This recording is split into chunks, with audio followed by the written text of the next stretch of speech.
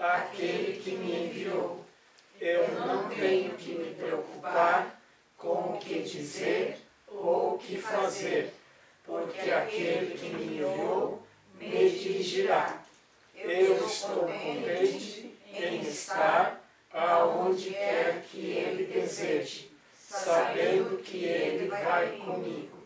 Eu serei curada na medida em que eu permitir que ele me ensine a curar.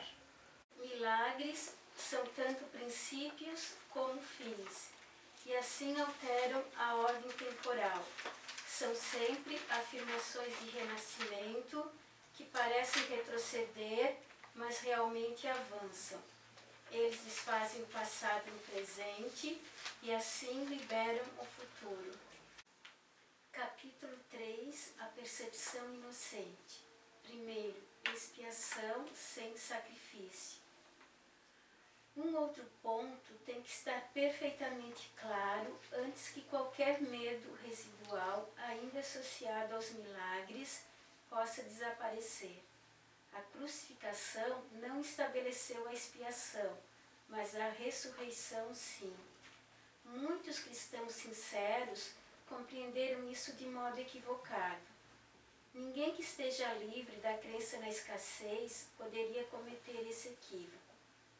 Se a crucificação é vista de uma perspectiva invertida, parece que Deus permitiu e até mesmo encorajou um de seus filhos a sofrer porque ele era bom. Essa interpretação, particularmente desafortunada, que surgiu da projeção, tem conduzido muitas pessoas a sentirem amargamente o medo de Deus. Tais conceitos antirreligiosos entram em muitas religiões.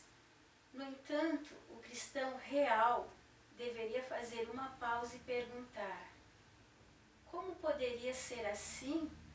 É provável que o próprio Deus fosse capaz de um tipo de pensamento que as suas próprias palavras claramente declararam como indigno de seu filho? Aqui eu acredito que ele diz o cristão real, então acho que é aquele que segue os ensinamentos de Jesus verdadeiramente, acho que deveria questionar como é vista a crucificação. Então ele, acho que é o que ele está fazendo aqui, para questionarmos, porque a crucificação, da forma como foi passada para nós, foi passada de uma forma invertida.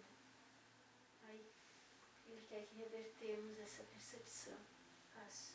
A crucificação, ela foi passada para nós como culpa. Tá? Então, por quê? Porque diz, olha, o cara morreu para pagar os teus pecados. Então, essa ideia, ela foi muito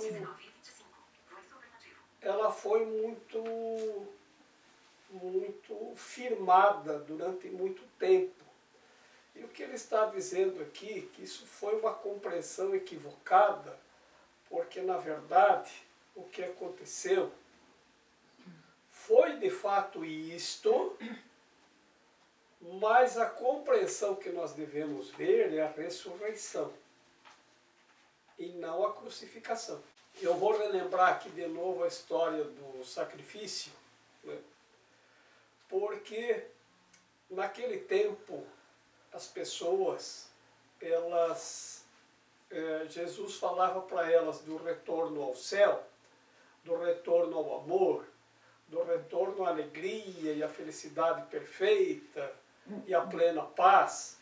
E elas diziam, mas como que nós podemos ir para o céu se nós cometemos tantos pecados?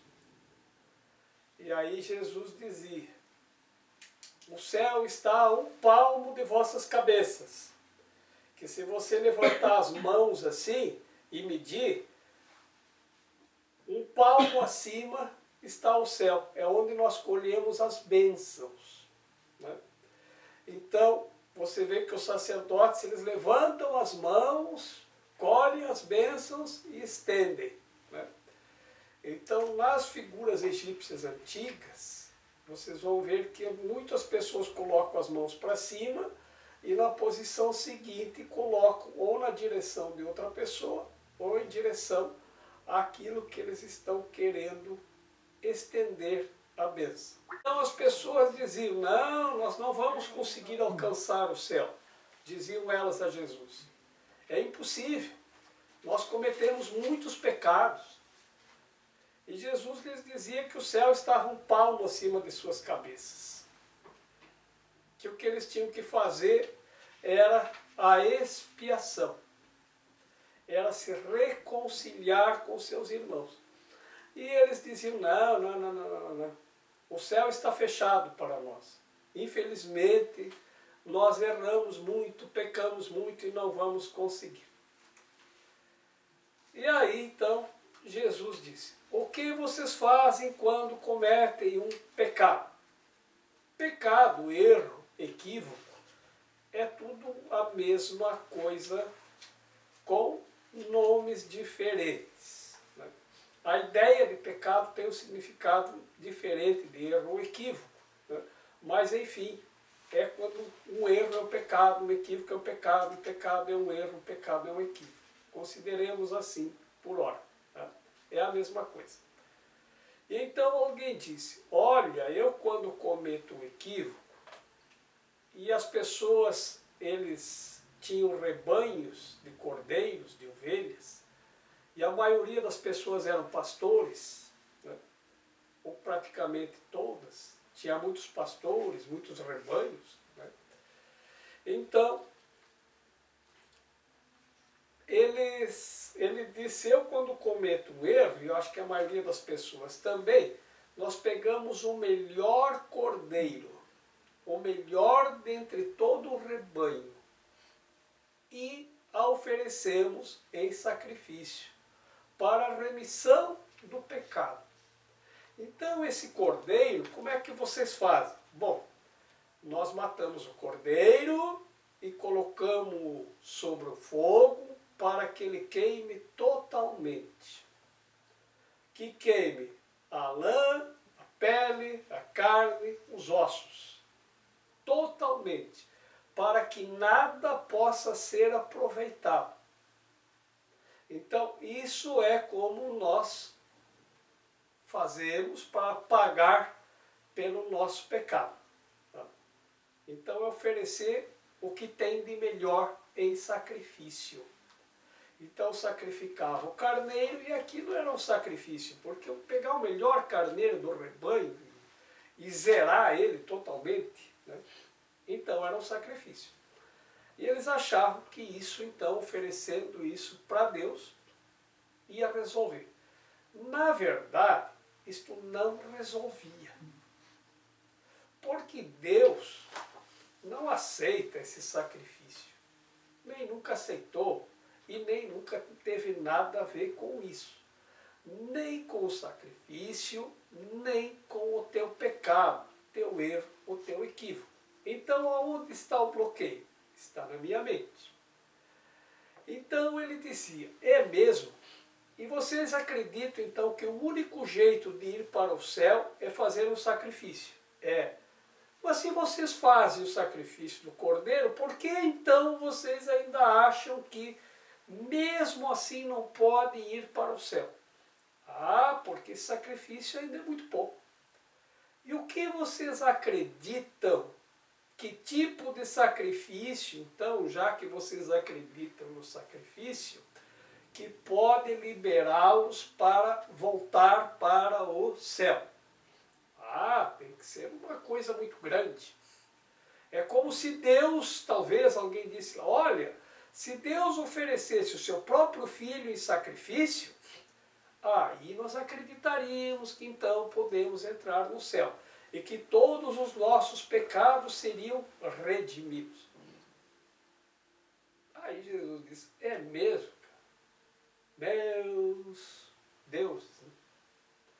Então vou fazer o seguinte, vocês acham que se Deus oferecesse seu próprio filho em sacrifício, vocês acreditariam? Sim! Ah, é? Então tá. Pois bem, eu sou o Filho de Deus. eu sou o Cordeiro de Deus. Eu me ofereço em sacrifício por vós para a remissão dos vossos pecados. Aí vocês acreditam? Se eu me oferecer em sacrifício, feito um cordeiro, aí vocês vão acreditar? Sim, aí nós acreditaremos. É mesmo? Ah, então tá. Eu vou fazer isso. Porque eu estou vendo que vocês não vão entender de outro jeito. E as pessoas estavam com a mente tão bloqueada que eles realmente negavam a possibilidade de voltar para o céu. Não, a gente não consegue, a gente não consegue. Se eu fizer isso, vocês vão acreditar mesmo? Vamos! Mas alguém lá disse, escuta, mas aí se você morrer, como é que a gente vai saber que o caminho para o céu está liberado? Você morreu, a gente não sabe se você voltou para o céu, o que aconteceu, e a gente não vai nem saber se o teu sacrifício foi, se Deus aceitou o teu sacrifício, se isso foi válido, se foi em vão. É mesmo, cara? Que coisa difícil.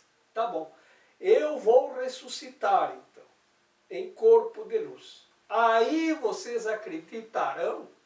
Ah, bom, se você ressuscitar, a gente acredita. Muito bem. Então, ele ressuscitou. Nós agora, 2000 anos depois, acreditamos que podemos fazer assim e voltar para o céu? Ou acreditamos que é muito difícil, que eu não consigo, que eu estou bloqueado, que eu não posso? Como é que eu vou fazer para voltar para esse tal de céu? A gente nem mesmo acredita muito na existência desse tal de céu, ou paraíso, ou nirvana, ou qual nome queremos dar para ele. Então veja como a nossa mente está fechada. E aí então ele diz, a ressurreição é a expiação, não o sacrifício. Não adianta você oferecer um sacrifício, isso não resolve nada. Então ofereça a expiação, porque a ressurreição determinou a expiação e não o sacrifício. Porque o sacrifício ele já fez. Então, não é para sentirmos culpa. Ah, ele morreu pelos nossos pecados, então eu vou me sentir mais culpado ainda. Porque antes nós não íamos para o céu porque a gente tinha muitos pecados. Agora a gente não vai porque além dos nossos pecados eu tenho a culpa porque o cara morreu pelos nossos pecados. A culpa aumentou. Então que interpretação é essa que nós fazemos tão equivocada? Então, ele diz, o sacrifício não vale mais nada, vocês não precisam sofrer, eu já fiz isto por vocês, agora, faça favor, né? Façam a expiação e voltem para o céu. Esta é a ideia fundamental. A expiação foi determinada pela ressurreição, e não pela crucificação, ou pela sacrificação. Então, isto já foi feito. Ninguém mais precisa sofrer. Ninguém mais precisa sacrificar nada. Então, por isso que nós podemos ter tudo sem limites. E podemos ser alegres e podemos ser felizes. O que precisamos fazer? A expiação. E expiar é o que? Desfazer. Se expiarmos, ressurgiremos. Um palmo acima, que é o céu, na alegria, na felicidade. Então, esse é o trabalho que temos que fazer. É assim que temos que entender. Que antes era só o sacrifício. Deixa que eu faço isso então. Aí ele fez. Mas não para a gente sentir culpa. Para a gente se livrar da culpa. E a gente, isso foi tão mal interpretado que a gente ficou mais com culpa ainda. Então, ele morreu por você, cara. Meu Deus, que culpado que eu sou disso, né? Aumentou a minha culpa.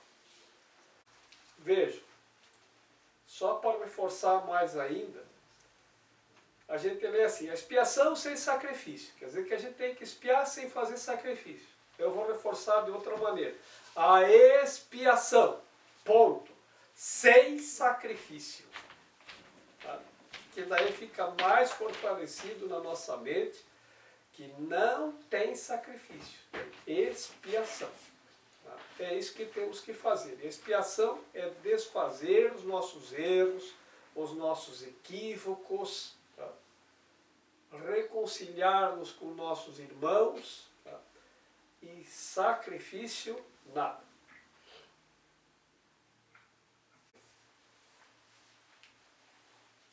A melhor defesa, como sempre, é não atacar a posição do outro, mas, ao invés disso, proteger a verdade.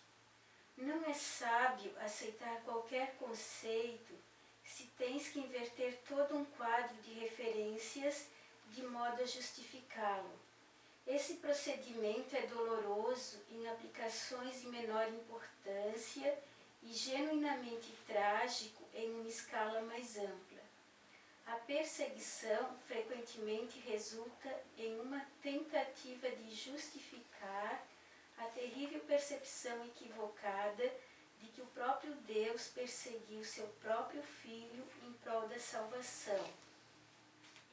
Essas palavras em si mesmas são sem significado. Tem sido particularmente difícil superar isso porque, embora esse erro em si mesmo não seja mais difícil de corrigir do que qualquer outro, muitos têm se recusado a desistir dele em vista do seu valor proeminente como defesa. Em formas mais brandas, um pai diz: isso fere mais a mim do que a ti, e sente-se exonerado ao bater em uma criança. Tu podes acreditar que o nosso pai realmente pense desse modo? É tão essencial que todos esses pensamentos sejam dissipados que nós não podemos deixar de estar seguros de que nada desse tipo permaneça na tua mente. Eu não fui punido, entre asas, porque tu foste mau. A lição totalmente benigna que a expiação ensina está perdida se for manchada com esse tipo de distorção sob qualquer forma. Eu acho aqui que ele quer que a gente assim, desista totalmente da crença de que Deus castigou o seu filho, no caso, na história de Jesus, que ele castigou Jesus, porque senão a gente acredita que Deus também vai nos castigar de alguma forma. A gente tem que ter essa crença, desfazer essa crença. Então essa ideia do castigo, ela está tão impregnada na nossa mente que nós temos medo de Deus. E temos medo de Deus porque cometemos equívocos, erros ou pecados. Então, por que é que nós entramos em depressão? Entramos em depressão porque temos medo. Ninguém que esteja em depressão não está sentindo medo, ou nos casos mais agudos, pânico. Isto é medo de quê? É medo de Deus. Por quê? Porque nós julgamos que nós cometemos algum erro, porque não estamos felizes, porque não estamos alegres, porque não estamos contentes. E como nossa natureza, o nosso ser natural é estarmos contentes, alegres e felizes, e não estamos, nós nos julgamos errados. Alguma coisa deu errado. Eu não estou feliz. Então deve ser porque eu cometi algum erro, algum pecado. Eu deveria estar feliz. Eu deveria estar contente. né? Então, como não estou, alguma coisa deve ter dado errado. E aí eu tenho medo das pessoas e tenho medo de Deus. Então a depressão, sabemos, é uma palavra que não é da medicina, é uma palavra que vem da geografia, e depressão significa um buraco na planície. Então nós criamos um buraco na nossa mente escuro e nos escondemos ali. Mas por que alguém quereria se esconder num buraco?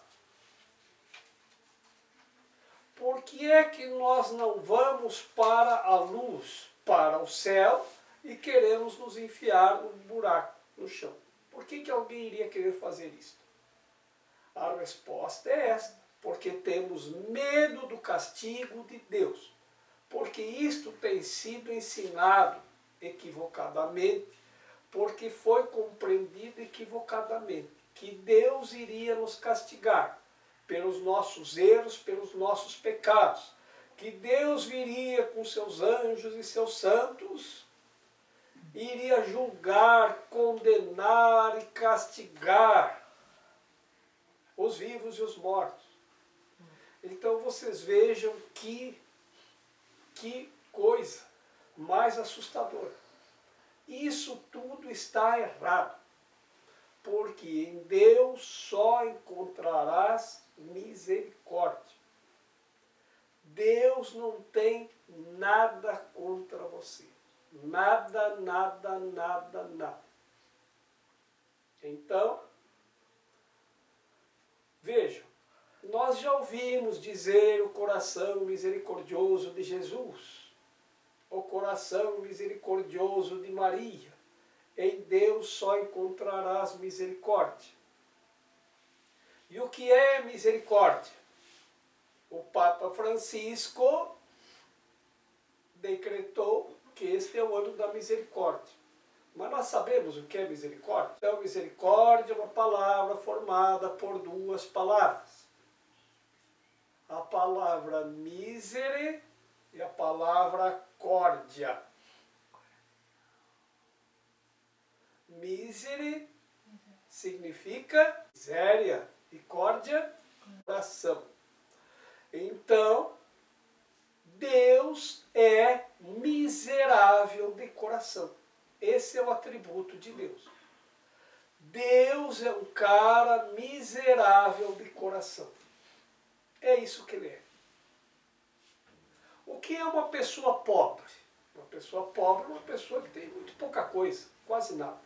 E uma pessoa que é miserável é aquela que está abaixo da linha da pobreza e que não tem nada.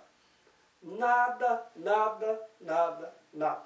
Onde é que nós guardamos os sentimentos de raiva, de vingança, de castigar os outros, de mágoa, de angústia, de todos? Simbolicamente é no coração.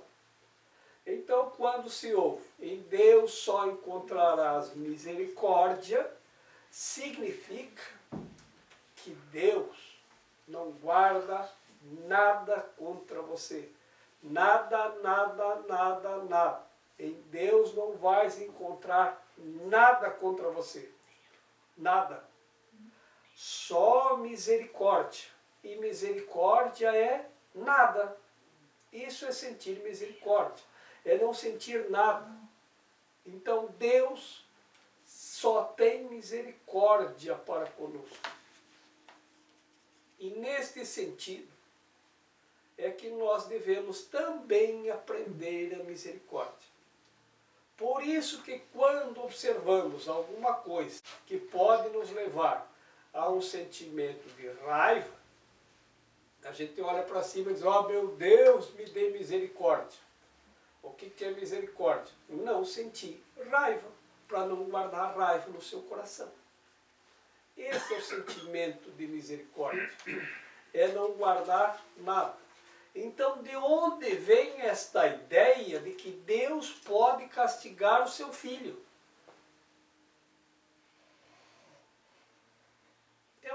compreensão equivocada da crucificação. E nós estamos guardando isso conosco. E isto nos assusta. E isso nos afasta de Deus, porque temos medo de Deus. Então, toda essa lição, se for manchada por essa compreensão equivocada, está perdida.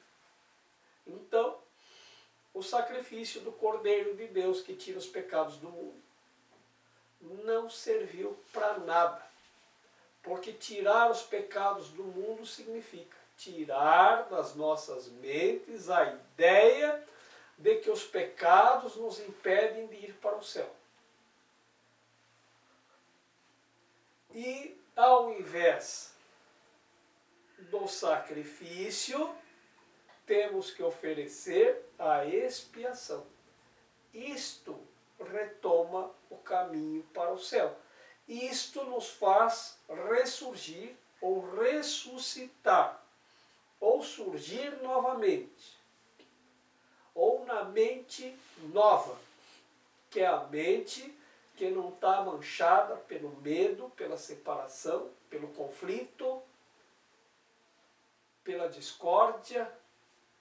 E aí então, nessa nova mente, ou nessa mente nova, nós encontraremos a paz, a alegria, o bem-estar, a felicidade, a plena paz e a felicidade perfeita. Então, por isso, temos que fortalecer a ideia sempre. Não o sacrifício, a expiação. E aqui tem um outro aspecto muito importante que ele diz que nunca deveremos oferecer o ataque.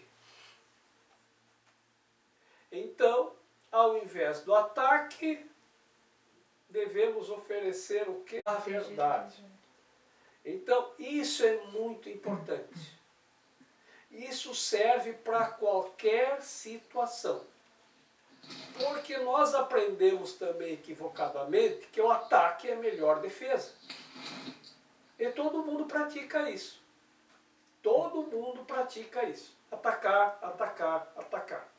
Isso vale para o futebol, isso vale para a política, isso vale para os nossos relacionamentos. Por quê? Porque quando acontece alguma coisa, ao invés da verdade, nós oferecemos o contra-ataque. Mas você também errou, mas você também fez isso, mas você também fez aquilo, mas você também não sei o quê. Então, quando, num outro exemplo, uma pessoa tem uma ideia equivocada a respeito, por exemplo, do trabalho que você faz, né, e ela vem te atacar, não se defenda. Não ataque.